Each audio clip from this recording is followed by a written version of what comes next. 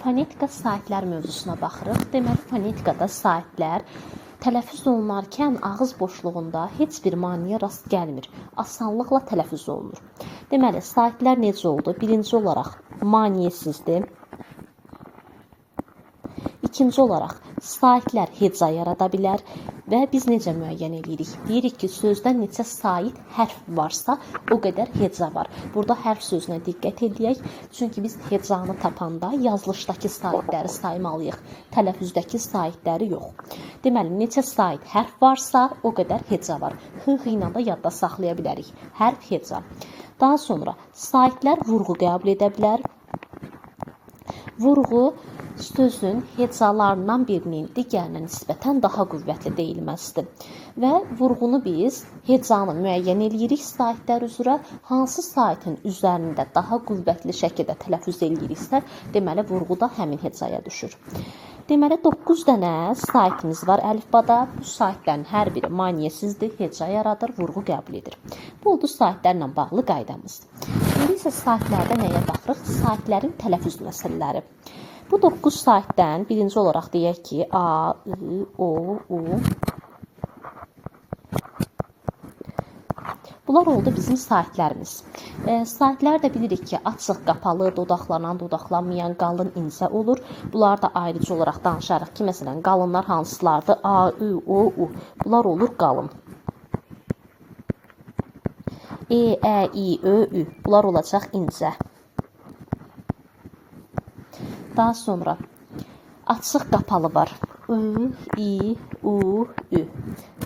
Bunlar olacaq qapalı. A, E, Ə, O, Ö. Bunlar olacaq açıq. Bir də var dodaqlanan, dodaqlanmayan. O. Bunlar olur dodaqlanan.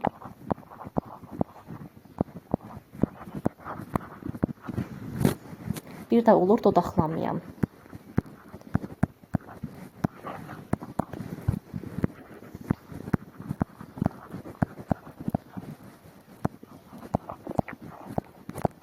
Dodaqlanmayan. Və bu oldu saitin üçlü funksiyası, yəni üç xüsusiyyət daşımağı. Bununla bağlı belə bir qeydimiz var. Bu qeydi mütləq şəkildə qeyd eləyək. Qeydimiz nə olacaq? Güvəndə də belə bir sual var idi ki, saitlərin hər biri üç xüsusiyyət daşıya bilər. Bu düz fikirdir. Niyə üç xüsusiyyət daşıya bilər? Ya qalın olur, ya incə. Bu oldu bir xüsusiyyət. Ya qapalı olur, ya açıq. Bu olur iki xüsusiyyət. Ya dodaqlanan olur, ya da dodaqlanmayan. Bu da olur üçüncü xüsusiyyət. Yəni üç xüsusiyyət daşıma deyəndə biz bunu nəzərdə tuturuq. Deməli, saitlər üç xüsusiyyət daşıya bilər.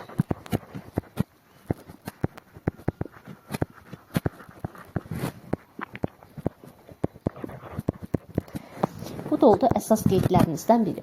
Deməli, saitlərlə bağlı əsas hissələrimizi bitirdik. İndi keçirik digər vacib məqamlarımız. Bu da olacaq saitlərin tələffüzü ilə bağlı. Deməli, saitlərin tələffüzü. Başlığımız belə olacaq. 9 saitdən danışdıq. Birinci olaraq başlayaq A saiti. Dedik ki, 9 dənə sait var. A ilə başlayaq. A-nın tələffüzü necə ola bilər? Biz transkripsiyada göstərdik A şəklində. Bu rahatdır. Məsələn, biz A-nı götürə bilərik necə? Məsələn, bildiyimiz adi alma sözü. Elə almanın tələffüzündə alma. A kimi tələffüz olundu. Sonra bir də A necə tələffüz oluna bilər? I şəklində tələffüz oluna bilər. Biz bunu hansı hallarda görə bilərik? Məsələn, nümunə yazıram. Başlayır. Biz bunun tələffüzünü belə götürürük. Başlayır. Səbəbi nədir? Qayda budur ki, A ilə bitir sözə biz buna Y bitişdiricili şəkilcisi, belə yazıram şəkilcisi. Yəni ya, yə, yacaq, yəcək. Bax, belə bir şəkilcisi artıranda A tələffüzdə keçir qapalıya. Bax, bu formada. Və ya U da ola bilər. Otlayır, otlayır şəklində. Qapalıya keçəcək. Məsələn, olacaq, otlayır. Bu oldu bizim hansı qaydamız? Deməli, sözümüz A ilə bitir, başla sözüdür. və ya otla sözüdür. Biz buna y bitişdiricili şəkilcisi, yəni ya, məsəl üçün bura yazıram. Ya, ye və ya yacaq, yeyəcək. Artırdıqda A keçir qapalı saitə. Ya I kimi, ya U kimi olacaq. Bu da əsas qaydalarımızdan biridir. Birini də buradan yazaq, yadda qalsın. A1 də ola bilər U kimi.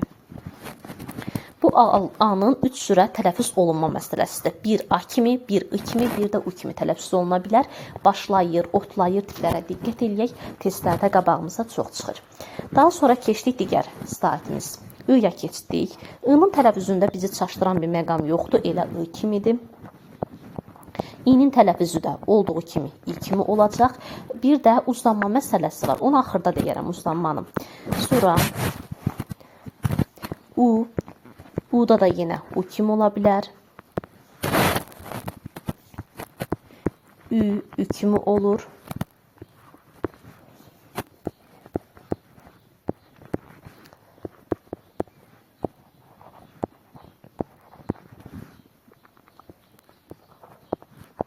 Sonra O ola bilər. O bir O kimi tələffüz oluna bilər. Bir də O tələffüz oluna bilər A kimi. Bu hansı halda olacaq? Əgər O vurğusuz halda, onun üzərinə vurğu düşmürsə, O olacaq A kimi. Məsələn, combine. Bu olacaq combine şəklində. O tələffüz olunacaq A kimi. Pomidor, pomidor şəklində tələffüz olunur. Bir də Ö-nün tələffüzü var. Ö-də olduğu kimi qalır.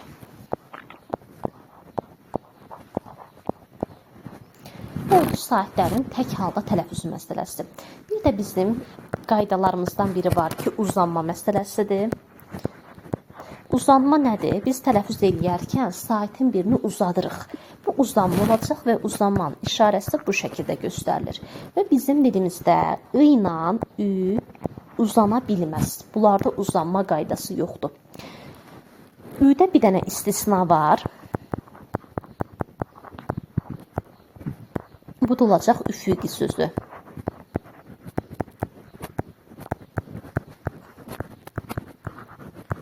Üfüqi şəklində. Kitablarda bir dənə üfüqini istisna verirlər, amma dilimizdə başqa istisnalar da var. Tutaq ki, cüzi sözünü götürə bilərik. Bu tip sözlər də var, amma ki, qrammatikada bir dənə üfüqini hələ ki verdiklərinə görə bundan gedirik. Amma digər sözlərimiz də var, qabağımıza çıxa bilir. Amma yadda saxlayaq ki, istisna qaydanı pozmur. İstisna da qaydanı pozmadığına görə üfüqi sözündə Ü uzansa da deyirik ki, I və Ü uzana bilməz. İstisna olsa belə uzana bilmir. Amma yerdə qalanlarını uzadırıq. Yəni A-nın biz tələffüz məsələsini dedik.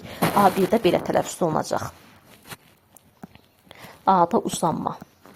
Məsələn, bu oldu uzanma məsələsindən bağlı və bir dənə də qeyd yazırıq bura ki, qeyd olaraq. Uzanma tələffüz fərqi sayılmır. Yəni uzanma fərqli məqam sayılmır.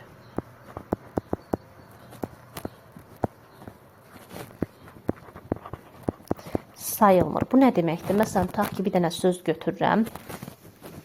Uzanmalı. Elə burada yazdığımız üfüqi sözünə baxaq. Desək ki, tələffüzdə fərq varmı? Yoxdur. Yəni biz burada Ü-nün uzanmağını fərq kimi götürə bilmərik. Uzanma fərqli məqam sayılmayacaq, vacib qaydalardandır. Xüsusi olaraq yadda saxlayaq bu qeydi. Bu oldu saitlərin tək halda tələffüzü məsələsi. Bir dəfə də təkrar eləyək. 9 dənə sait var. 9 saitdən biz əsas A-da tələffüz fərqlərini gördük. A necə tələffüz olundu? Dedik ki, uzana bilər, I kimi tələffüz oluna bilər, U kimi tələffüz oluna bilər. Sonra I-da tələffüzünü gördük ki, I kimi olur, uzanma yoxdur. İ-də ola bilər, İ şəklində uzana da bilər. Məsələn, təbii sözü U-da eyni qayda.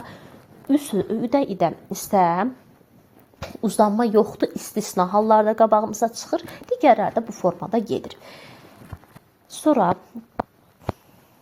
indi keçdik qoşa saitli sözlər, yəni 2 dənə yanaşı saitin gəlməsidir. Yazdırıq bura qoşa saitli sözlər.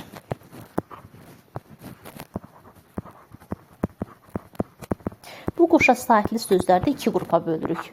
Bir, eyni cinsli, bir də müxtəlif cinsli.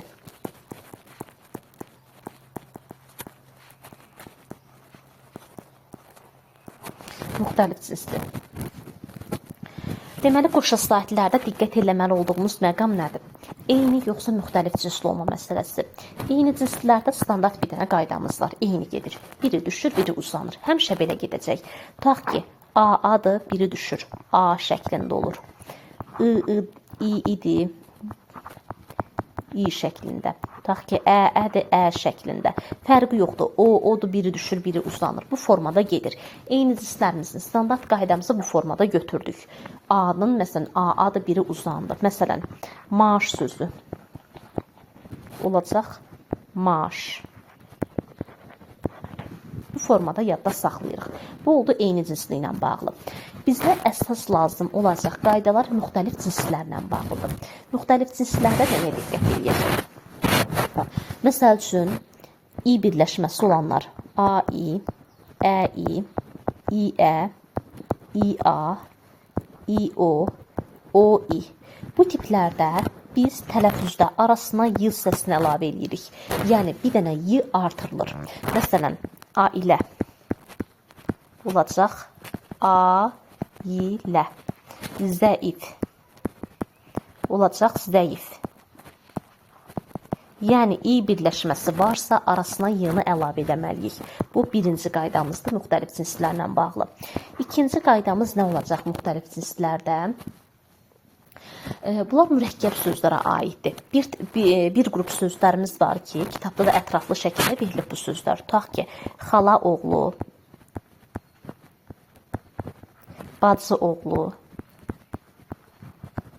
bibi oğlu, əmi oğlu, 56, Əli açıq, Əli ağa. Bu tip mürəkkəb sözlərimiz var ki, bu mürəkkəb sözlərdə birinci sait düşür. Məsələn, xala oğlu, yəni hamısında belə bir işarə qoyaq ki, birincilər düşəcək, birinciləri salırıq. Məsələn, xala oğlu da belə olur, xala oğlu. 56 da olur 56.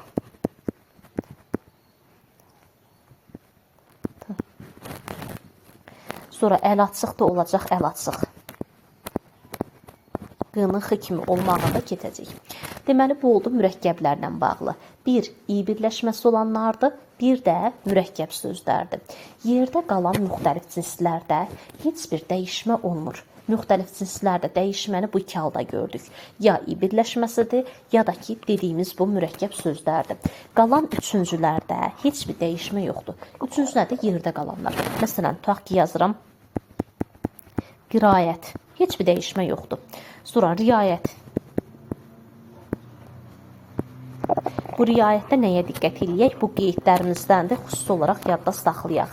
İ-a birləşməsi var, amma y-ni artırmırıq. Buna mütləq şəkildə diqqət eləyək.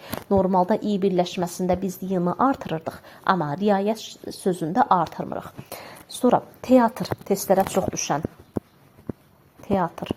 Heç bir dəyişmə yoxdur, olduğu kimidir. Nə bura ı-ni artırmırıq, nə də e ilə a-nın arasına y və ya teatr belə bir şey olmur. Teatr, teatr şəklində qalacaq. Sonra müəllim. Olduğu kimi qalır.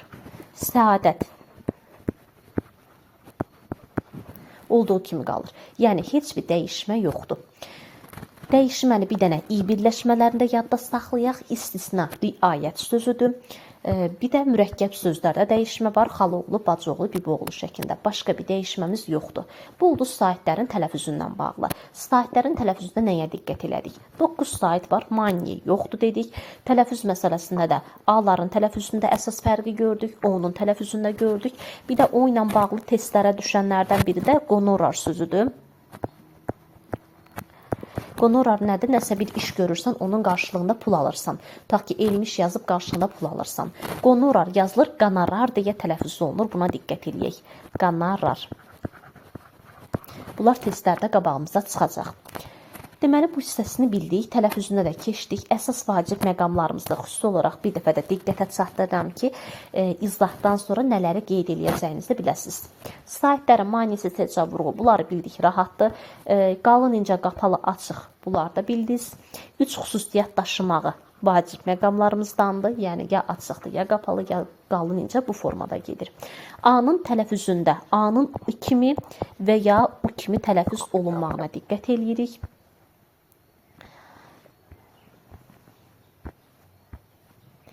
Sonra bir də burada O-nun A kimi tələffüz olunmağı var, vurğusuz halda.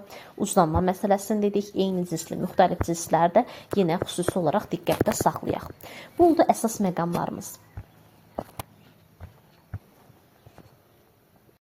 Bir də buradakı sözlərin tələffüzlərinə diqqət eləyək, testdə düşənlərdəndir. Başqa seçdiyim vacib olan sözlər də var, onları da PDF şəklində göndərərəm, dəftərə mütləq şəkildə qeyd eləyərik. Deməli, nalayiq sözündə nəyə diqqət eləyək? Testlərə düşür 2 dənə uzanma var. Nalayiq, yəni bir sözdə uzanma olmaya da bilər, bir dənə də ola bilər, 2 dənə də ola bilər. Bu yəni sözdən asılıdır. Mötərizə sözündə Ö uzanır.